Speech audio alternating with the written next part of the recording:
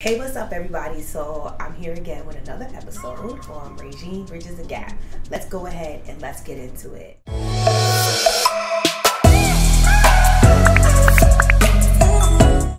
Alright, so welcome back.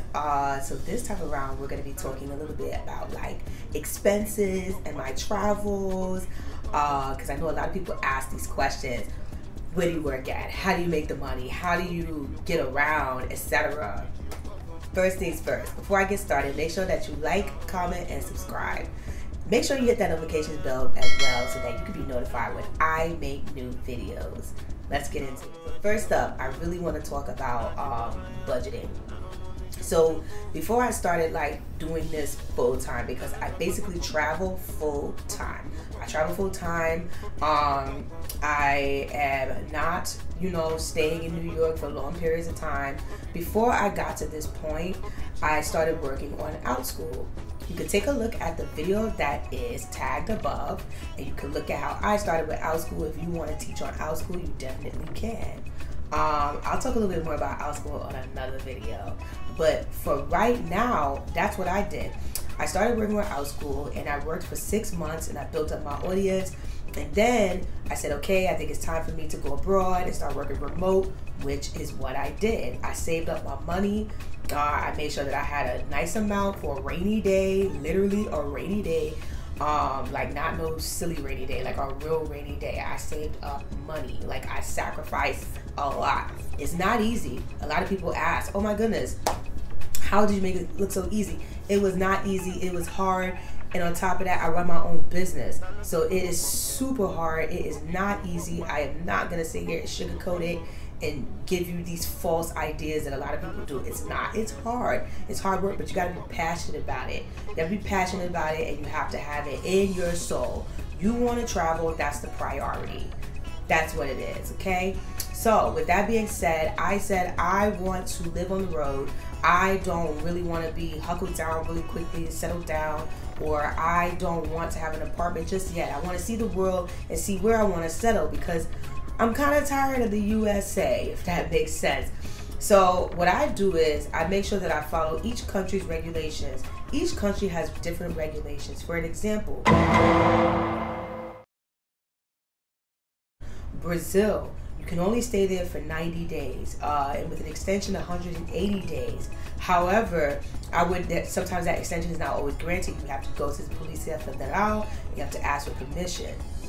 Okay, so you have to make sure that you follow a country's regulations and codes and laws so that you don't get caught out there and embarrassed.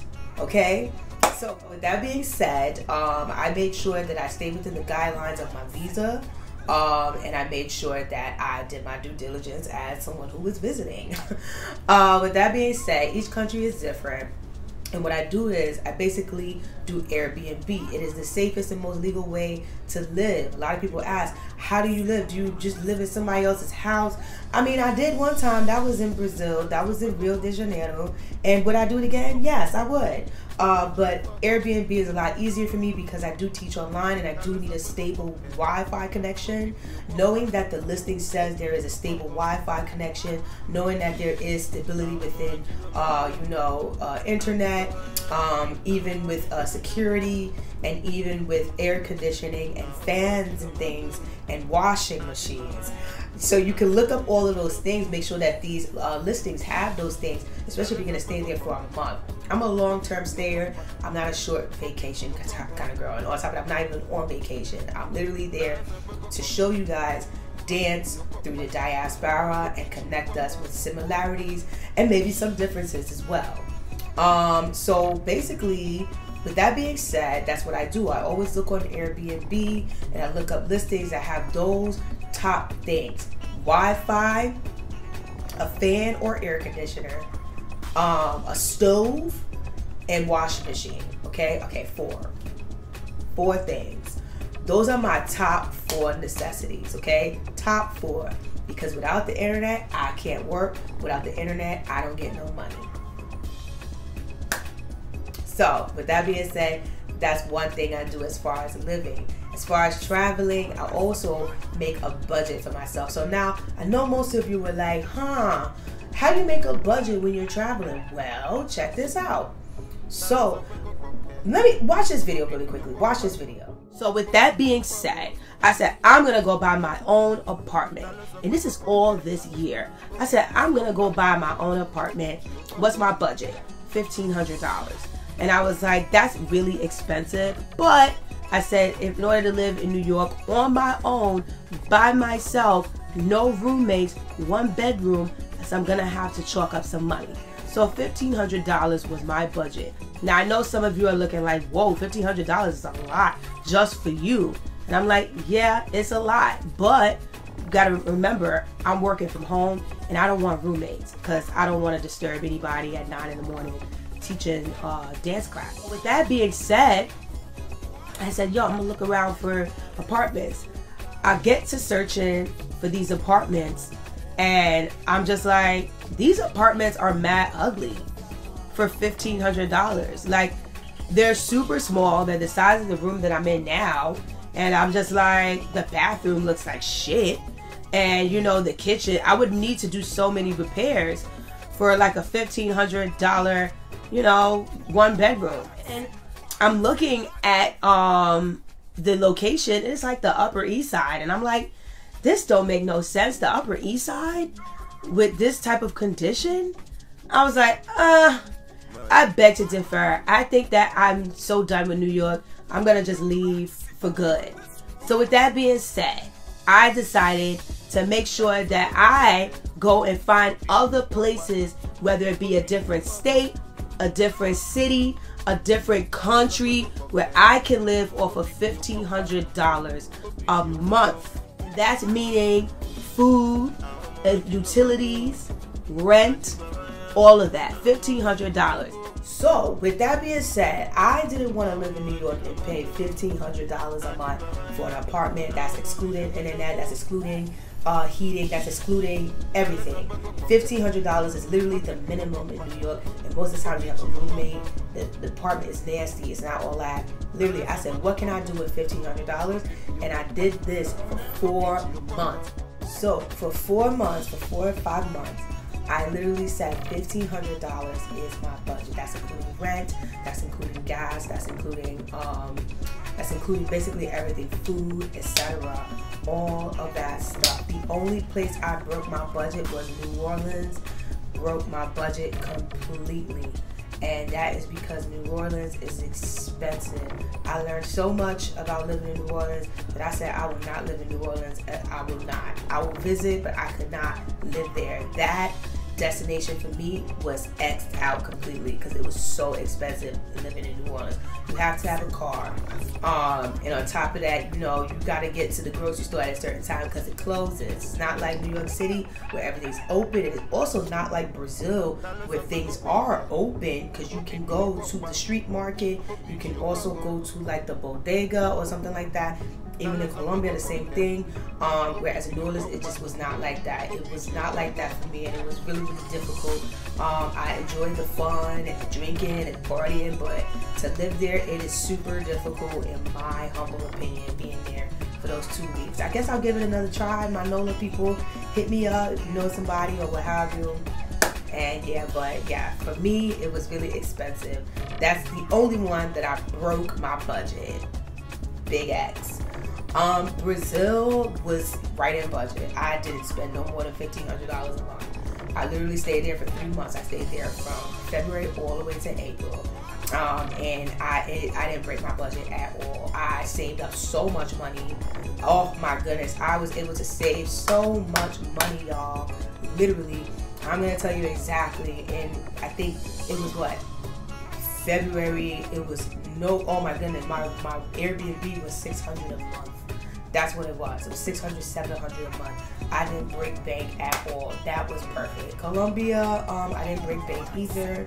For the 3 weeks that I'm here as well, I paid $800. So what I do is, with my budget, top of the month, that's when I pay my Airbnb.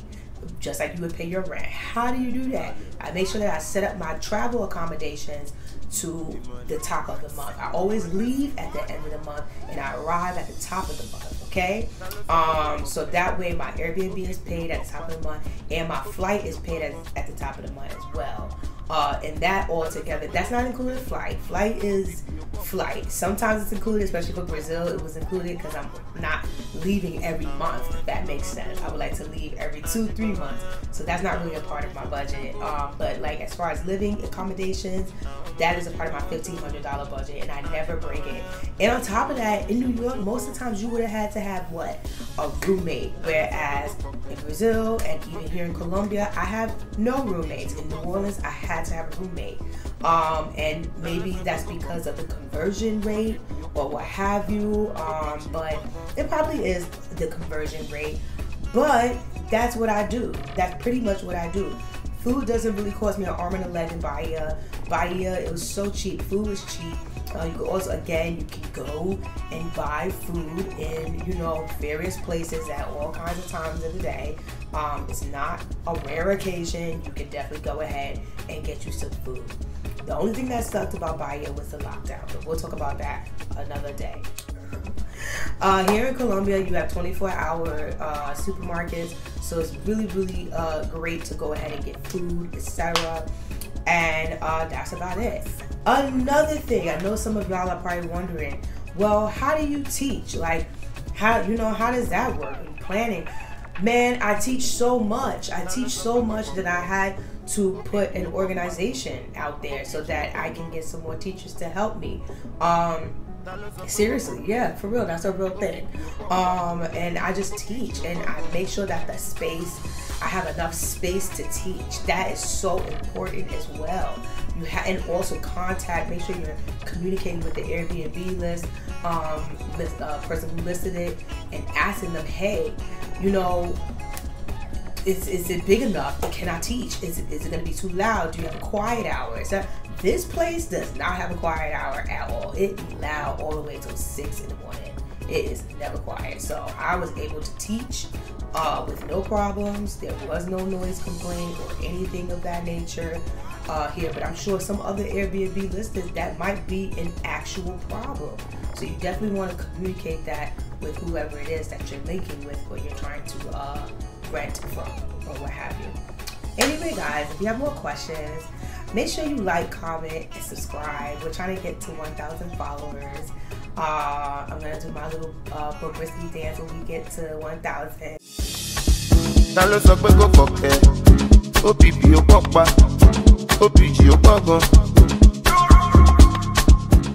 Okay, so it's been real, y'all. Make sure that you like, comment, and subscribe. Make sure that you share this with somebody who wants to do long-term travel. This is for long-term travelers, okay? Not short stays, not staycations or vacations or vacations. This is long-term, 2 months max, okay? If you want to do those things. Most countries actually have a 2-month max thingamajiggy. So with that being said, I will see you all on the flip side. Take care, like, comment, and subscribe. And that's it. Felicia Bridges the Gap.